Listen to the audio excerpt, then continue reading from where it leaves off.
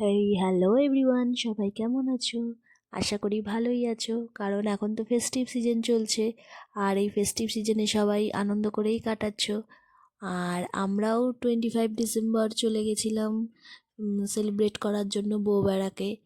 সেখানে গিয়ে তো জাস্ট আমি সারপ্রাইজড হয়ে গেছি, কারণ এই ফার্স্ট আমি ওইখানে গেছি। আর ওইখানে এত সুন্দর ক্রিসমাস সেলিব্রেট হয় আমি ভাবতে পারিনি। ওইখানে আশা করি তোমরা অনেকেই জানো, অনেকেই গেছো। আর ওখানে এত সুন্দর লাইটস দিয়ে সাজানো, তারপরে গান বাজছে, আর এত মানুষজন সবাই গেছে। সবাই ওখানে গিয়ে মানে খুব এনজয় করছে, আর আমরাও খুব এনজয় করছি। বাবুনকে তো তোমরা দেখতেই পাচ্ছ, ওকে তো পুরো ছোট্ট সান্তা সাজিয়ে নিয়ে গেছিলাম।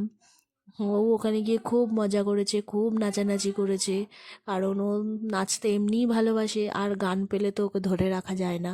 আর ওইখানে গান দেখে, গান শুনে, মানে হ্যাঁ, এত মানুষজন দেখে খুব নাচানাচি করেছে। আর ওকে ছোট শান্তা যেহেতু সাজিয়ে নিয়ে গেছিলাম, সবাই তো ওকেই মানে দেখছে, ওর ভিডিওস করছে, ওর ফটোস তুলছে, আবার কেউ কেউ তো এসে ওর সাথে রিলসও করে যাচ্ছে। আর ও বেশ এই ব্যাপারটা এনজয়ও করছে। আর মানে ওকে যে যেইভাবে পোজ দিতে বলছে, ও সেরকম পোজ দিয়ে ও ফটো তুলছে, ভিডিওস করছে। ও তো ওখান থেকে আসতেই চাইছিল না। যাই হোক, জোর করে নিয়ে এসেছি, অনেক রাত হয়ে গেছিলো।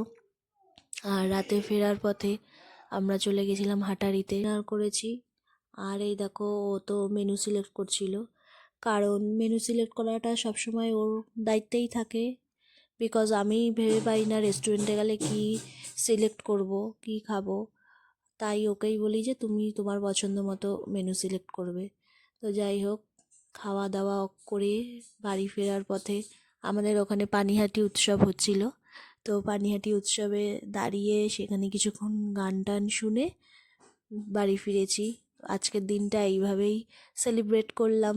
তো গুড নাইট সবাইকে, টাটা।